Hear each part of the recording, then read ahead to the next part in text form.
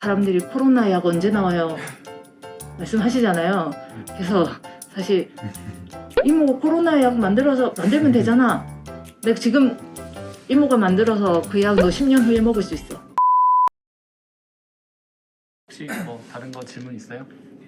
혹시 약 개발할 때 최근 성분 이제는 고체로 오는 것도 있고 아니면은 캡슐형도 있고 아니면 젤형 같은 것도 있잖아요. 근데 그런 거는 여기서 결정을 하는 게 아니라 나중에 효과에 따라서 정해지는 건가요? 아니요, 그거는 흡수를 어떻게 시킬 거냐. 그러니까 약을 저희가 만드는데 경구로, 그러니까 입으로 먹을 거냐, 혹은 주사제로 쓸 거냐, 혹은 뭐 뼈에 찌를 거냐, 뭐 여러 가지 그게 다르죠. 방식에 따라서 치료 목적에 따라서 이제 방법이 다른데, 그러면 이제 말씀하신 것처럼 그런 형태는 경구용이죠. 입으로 먹는 약들인데, 입으로 먹는 약들 중에 이제 저희가 만들다 보면은 뭐 솔루비티, 그러니까 용해도가 정말 안 좋은 애, 뭐 정말 좋은 애. 근데 뭐 아니면 저희가 얘는 장에 가서 좀 없어져야 되는데 위 때문에 얘가 다 깨지는 경우도 있을 수 있어요. 그러면 장까지는 보호하고 가야 되는 경우가 있겠죠. 그러면 보호제를 중간에 싸서 얘들을 거기까지 장까지는 내려보내고 장에서 분해되게끔. 그러니까 pH별, 우리 몸이 이제 위는 산으로 되어 있으니까 pH가 한 2, 3 정도 된다고 하면 장으로 가면 이제 점점 그 pH가 올라가니까 그런 것들을 이용한 이제 제형 연구를 통해서 이제 바꾸는 거죠. 그래서 그 약물을 어디에서 흡수시키는 게 가장 좋으냐, 혹은 얼마만큼 흡수시키는 게 좋으냐, 천천히 시키는 게 좋으냐, 아니면 빨리 시키는 게 좋으냐, 이거에 따라서 지금 말씀하시는 것처럼 뭐 캡슐로 갈 수도 있고, 아니면 이제 고체 아예 그냥 태블릿으로 만들 수도 있고, 혹은 이제 아예 액상으로 그거 해서 이제 넣을 수도 있고, 그게 다 다르게 나온다고 생각하시면 될 것 같아요. 지금 저희가 하는 일은, 저희 신약개발지원센터에서는 목적은 약효가 뛰어난 물질을, 안정한 물질을 만드는 게 저희의 역할이고, 저희가 만들고 났는데 이제 이 물질이 너무 안 녹는다. 어떻게 그냥 방법 모색을 또 이제 별도로 해야지 되는 거죠. 그러면 이제 얘를 솔트로 갈 거냐. 그러니까 솔트라고 얘기하면 뭐 HCl 솔트일 수도 있고, 그게 이제 흡수를 시키는, 얼마만큼 흡수를 잘 시키게 만들 거냐에 따라서 솔트 형태로 변형시킬 수도 있고요. 혹은 이제 뭐 다른 거 붙여가지고 이제 그거 할 수, 프로드럭이라고 얘기하는데, 몸에는 잘 흡수된 다음에 걔가 떨어져 나가서 이제 효과를 보이게끔 하는 이제 형태로 만들 수도 있고, 그러니까 여러 가지 방법들을 연구하는 거는 이제 별도 그 이후에 이루어지는 거고, 저희가 지금 하는 거는 이제 그와 상관없이 일단은 효과가 있는 것들을 먼저 이제 만드는 역할. 근데 지금은 이제 예전에는 전부 다 만든 다음에 나중에 이제 그런 걸 고려했는데, 요즘에는 사실 초기부터 그런 것도 좀 고려를 많이 하고 있어요. 그래서 약효도 그렇고 양리도 그렇고, 이제 보통 약을 만들어서 많이 문제가 되는 게 전임상에 갔는데 다 빼어 하는 경우들이 많거든요. 이제 그럴 때 보면 이제 독성 문제가 가장 많이 일어나요. 근데 독성을 고려하지 않고 예전에는 정말 효과만 보고 약을 만들어가지고 이제 갔기 때문에 그런 문제들이 있었는데, 지금 그래서 그 전에, 그 동물실험까지 가기 전에, 그러니까 전임상 가기 전에 우리가 이제 그 전에 이 독성이 있나 없나 이런 것도 다 사전에 점검하고 사전에 테스트하고, 그런 독성을 일으킬 만한 부위를 빼고 다르게 이제 변형시키고, 뭐 이런 일들을 지금 저희가 같이 한꺼번에 하고 있다. 그래서 좀 더 약이 많은 분들이 이제 약이 나오는데 얼마나 걸리냐라고 좀 물어보시는데, 기본적으로 7년에서 10년 걸려요. 신약 하나 나오는데. 그러니까 지금부터. 그래서 사람들이 코로나 약 언제 나와요 말씀하시잖아요. 그래서 사실 이모 코로나 약 만들면 되잖아. 내가 지금 이모가 만들어서 그 약 너 10년 후에 먹을 수 있어. 잘 가도. 그렇거든요. 빨리 가도 7년이에요. 근데 이제 보통은 이제 디스커버리라고 얘기하는데, 저희가 연구를 통해서 좀 더 좋은 물질을 만드는데 걸리는 시간을 보통 한 3년 정도 잡거든요. 그래서 3년 정도 해서 전임상 하는데 1년, 1, 2년 걸리고, 그 다음에 다시 임상을 가서 임상 1상, 2상, 3상. 근데 특별하게 아주 난치성이라든가 지금같이 코로나같이 급격한 이제 이런 경우에는 이상만 끝나도 이제 허가를 해주기도 해요. 그러면 이제 좀 시간은 단축되지만 임상하는 데만 해도 시간이 기본적으로 이제 3년에서 5년, 뭐 길게는 뭐 8년씩 걸리는 경우도 있거든요. 그런데 그런 시간을 다 합쳐놓으면 사실 엄청난 시간이잖아요. 그런데 약이 그러면 이제 금방 나올 수 있냐? 사실 그렇지는 않다라는 거를 좀 알아주셨으면 좋겠고, 그래서 왜 약이 안 나오지? 뭐 이렇게 생각하실 수 있는데, 근데 지금도 사실 나오곤 있잖아요. 렘데시비르 뭐 이런 약들이 나오고 있는데 가장 많이 빨리 접근하는 게 그거예요. 드럭 리포지셔닝이라고 얘기하는 지금 약으로 쓰이고 있는 약을 쳐서 효과가 있는. 뭐가 있는지. 근데 중요한 거는 그런 약들은 이제 원래 다른 타겟에 있던 다른 거를 타겟으로 하고 있는 나이기 때문에 이것만을 타겟으로 했다라고 할 수가 없어요. 그래서 그 부분에서 이제 부작용이라든지 뭐 다른 부분들을 이제 고려 안 할 수가 없다고 하면 아예 이것만 가지고 이제 그걸 하는 이제 약이 나오는 데는 이제 그만큼 시간이 걸릴 수 있다. 근데 뭐 항체 신약이랑 뭐 이런 부분들은 좀 다르고요. 저희가 하는 합성 신약, 그 만드는 거니까. 그래서 그런 부분들이 좀 있다고 생각하시면 될 것 같아요. 근데 점점 더 빨라지고 있어요. 기술들이 발전을 하고 있어서. 그 아까 프로 전이죠. 네. 네. 아 프로 드러그 할 때. 네. 아 프로면 PRO인가요? 네. PRODRUG 네. 프로드럭. 그러니까 솔트는 가루를 이야기하는 거예요? 아니요, 솔트는 네. 이제 그 우리가 우리 약물에 보면 이제 약물 안에도 pKa 뭐 이렇게 가면은 너무 이제 깊숙하게 들어갈 수도 있는데 가는 보면은 안에도 베이직한 공간이 베이직하냐 아니면은 이제 용매에 막 녹여놨더니 얘들이 이제 베이직하게 보일 형태를 띌 수도 있고 아니면 시딕하게 보이는 애들이 있을 수가 있어요. 그러면 그거에 이제 베이직한 애면 그 옆에다가 HCl이나 뭐 황산, 염산, 뭐 질산, 뭐 포스페이트 뭐 이런 식의 산들이 있잖아요. 우리가 공존해 있는 산들을 옆에다 같이 묶어주는 거예요. 그러면 이제 우리 물질은 마이너스를 띄고 있는데 걔는 플러스를 띄고 있으니까 걔랑 나랑 손잡고 있는 거지. 친구를 맺고 있어요. 그러면 이제 원래 기존에 나 혼자 있을 때는 잘 안 녹았는데 친구랑 손잡고 있으니까 좀 더 나의 이제 용해도가 좋아지는 거예요. 그래서 들어갔더니 이제 산이야 위가 그러면 친구 만났네 이러면서 이렇게 좀 더 잘 녹을 수도 있고 이제 그렇게 그러니까 내 물질에다가 다른 산 혹은 그 염기, 그러니까 내가 산을 확 띄면 이제 염기성을 붙여주는 거죠. 붙여서 이제 만드는 게 이제 솔트라는 개념이고요. 그러면 프로드럭은 이제 솔트는 내 물질에다가 산이나 염기들을 더 넣어주는 거지. 뭐 1당량을 넣을 수도 있고 1대1로 매칭시킬 수도 있고 1대2로 매칭시킬 수도 있고 내 몸에 몇 개가 붙을지 모르니까.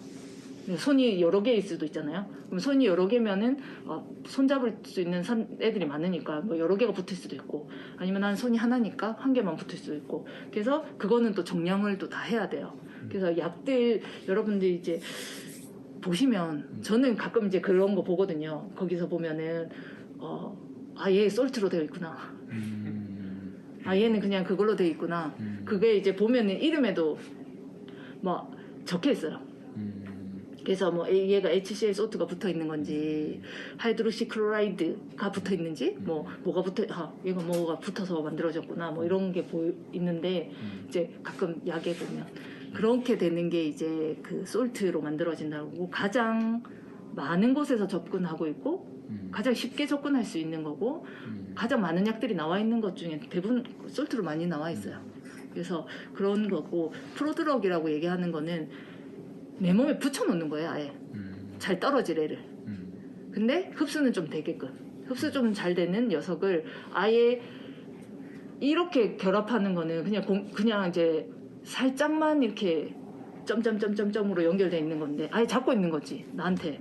그러면은 지금 이 공간 안에서는 안 깨지는데 내 몸 안에 들어가서 이제 걔가 분리가 되는 거예요. 그 부분이 떨어져 나가면서 원 상태의 뇌가 존재를 하고 효과를 보이게끔 만드는 게 이제 프로드럭이라고 하는 형태가 있고, 그렇게 이제 뭐 형태는 여러 가지, 이제 붙이는 건 여러 가지가 있을 수 있는데 그 대신 단지 떨어져 나간 녀석이 독성을 보이면 안 돼요. 그러니까 독성이 생기면 다른 영향을 줄 수 있으니까 그냥 떨어져 나가서 그냥 소변이든 뭐든 이제 배출이 되고 나면 끝나는 그런 형태의 그게 이제 뭐 많이 알려져 있는데, 그런 애들을 붙여서 약으로 쓰는 경우들도 있죠. 그러면 그 한 가지 그 저희가 이제 첨단 과학 기술이 계속 발달을 하고 이제 이런 의료 산업들이 발달을 하잖아요. 이게 인간의 생활에 더 나은 삶을 위해서 만들고 있는데, 이런 기술 발달이 또 이게 한편으로는 반대로 어떤 환경적인 문제를 만든다거나 뭐 이런 여러 가지 쟁점들이 일으키는 것들이 있을 수 있는데, 혹시 이런 의학 시약 개발에 관련돼서는 어떤 혹시 쟁점들이 있는지.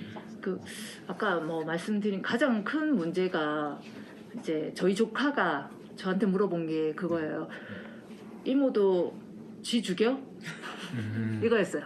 그래서 제가 신약 개발을 한다고 하니까 이제 동물 실험하는 거를 이제 학교에서 모의 토론 형태로 진행을 한 적이 있다. 그러면서 이제 이모도 동물을 죽여라고 물어보는 거예요. 그래서 이모는 동물을 죽이지는 않지만 죽이는 약은 만들긴 하지라고 사실 말을 하긴 했는데, 그런 것처럼 이제 동물에 대한 이제 그런 보호단체에서 그게 뭐 맞냐 안 맞냐, 그걸 해야 되냐 안 해야 되냐, 이런 얘기들이 사실 좀 많이 나오고 있죠. 지금도 많이 나오는데, 근데 저는 이제 필요 불급한 상황이 아닐까라는 좀 생각이 들어요.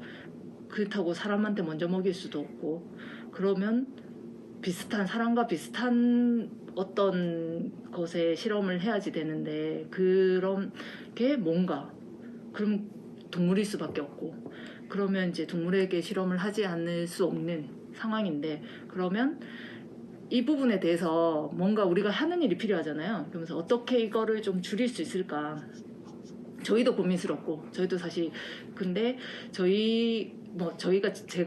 저희가 직접적으로 하는 건 아니지만, 뭐 예를 들자면 저희가 실험대 위에서 실험하는 거를 하고 동물 실험을 간다라고 말씀을 드렸는데, 실험대 위에서 실험하는 일은 2D에서 처음에 이제 실험을 해요.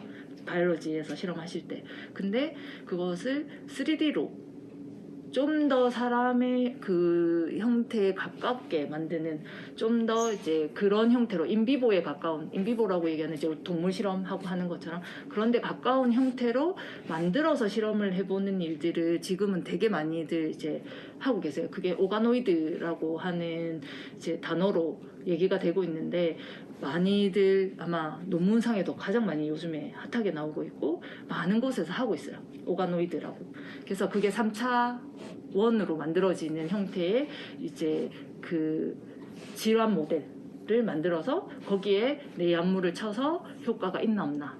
그래서 근데 이제 그게 효과가 정말 있어서 한 번 더 걸을 수 있으면 우리가 이제 동물에게 줄 수 있는 양을 좀 줄일 수 있지 않냐. 그래서 동물을 죽일 수 있는 양을 줄이는 것을 하는 거를 한 10개 실험할 거를 좀 그런 실험들을 더 거쳐서 가면 한 5개만 실험하면 되면 반만 죽이면 되니까, 이제 그런 식으로 하는 중간중간에 조금 더 필요한 실험들을 좀 넣어서 이제 사람들이 이제 좀 개발을 하고 있다라고 생각하시면 될 것 같아요. 그래서 뭐 아무것도 안 하고 있지는 않은데 저희도 많이 이제 좀, 근데 이제 지금 아직 개발 단계에 있기 때문에 얼마나 많이 그거를 이제 대변할 수 있느냐, 동물에서의 실험하고 그게 그냥 3차원에서 실험하는 이제 하고의 그 코릴레이션이 얼마나 되느냐, 이런 것들이 이제 지금은 가장 쟁점화되고 있거든요. 결국은 이제 지금은 다 하고 있지만 나중에는 이런 것들이 어느 정도 정확하게 확립이 되고 나면 이제 약물의 그 동물 실험을 가는 약물 수가 줄어들 거다. 그러면 동물을 보호하는데도 좀 더 도움이 되지 않을까라고 생각을 하고 있습니다. 저희는. 네. 학부 끝나고 뭐 석사 해봐야 이게 진로를 정할 수 있는 거긴 하지만, 그래도 이제 학생들이 어린 꿈나무들이라 생각을 하고, 우리 뭐 이게 그 중학교나 고등학교 다니는 학생들 중에 이런 이제 신약 개발이나 혹은 의약품 생산 이런 쪽에 관심이 있는 학생들이 있다면 어떤 거를 좀 관심을 가지고 공부하거나 뭐 좀 알아보거나 책을 보거나 이러면 좋을지 조언 주시면 좋을 것 같습니다. 그러니까 저희가 가장 많은 전공을 가지고 있는 신약개발지원센터에서 많은 분들이 계신데 두 가지인 것 같아요. 화학을 했거나 생물학을 했거나 딱 정확하게.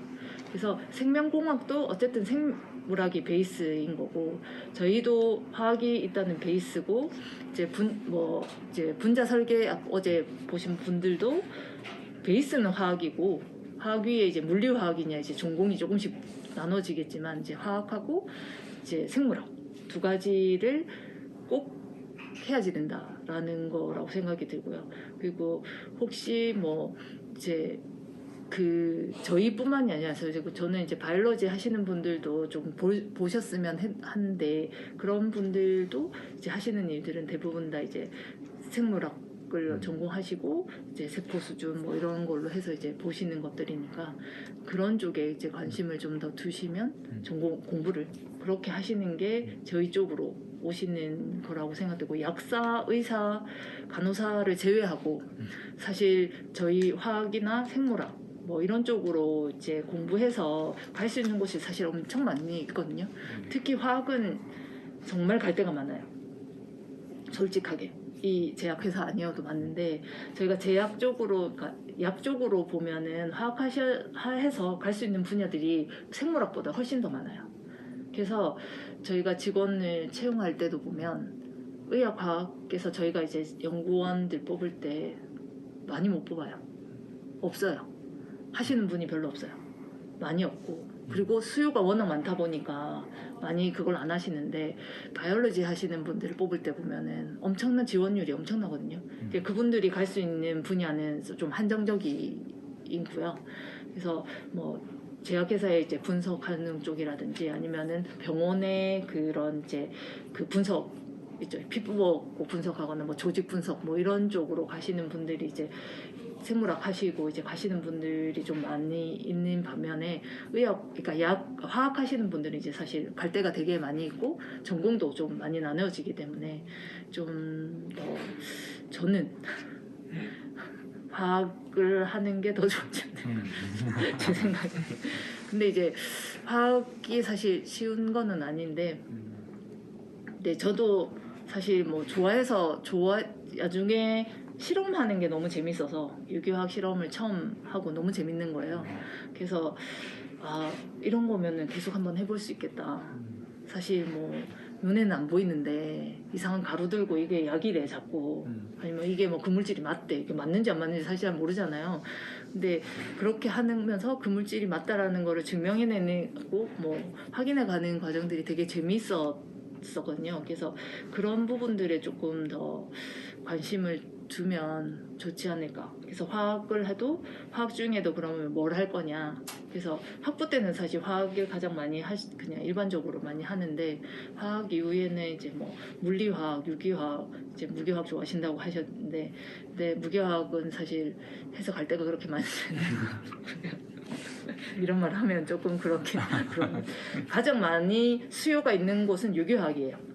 유기화학이 가장 많고 왜냐면 이제 합성하는 데는 다 유기화학 기본 베이스로 하기 때문에 그래서 유기화학 되시는 분들은 갈 데가 좀 더 많다. 그렇고 저도 이제 유기화학 했었고 의학화학 쪽으로 이제 직업을 구한 거지 의학과학을 전공한 거는 아니거든요. 그래서 기본적으로는 이제 뭐 근데 분석화학이라든지 뭐 이런 쪽으로 공부해서 여기 계시는 분들도 되게 많이 있고 그래서 뭐 생명공학도 많고 저희가 이제 근데 생명공학 하면은 또 사실 뭔지 잘 모르시는 분들이 잘 많아요. 생명공학에 뭐가 있는지. 그래서 저는 가장 기본 베이스는 화학하고 생물. 그래서 물리도 사실 조금 물리는 사실 잘 모르겠어요. 물리화학이라는 게 있잖아요. 근데 물리만 단독으로 했을 때는 좀 어려울 수 있을 거라는 생각이 좀 들고요. 네, 그래서 그냥 근데 계산학 하시는 분들 중에는 물리학 하셔서 계산학 쪽으로 전공하시고 하시는 분들도 많이 계시기는 한데 사실 우리나라의 가장 수요가 그러니까 사람이 적어요. 그 부분에 분자 설계 하시는 분들이 진짜 적거든요. 그래서 뭐 인기는 가장 많기는 한데 그만큼 이제 프로그래밍이라든지 뭐 이런 거에 어려움이 사실은 있기는 하겠지만 근데 저는 화학이 가장 좋아요. 네.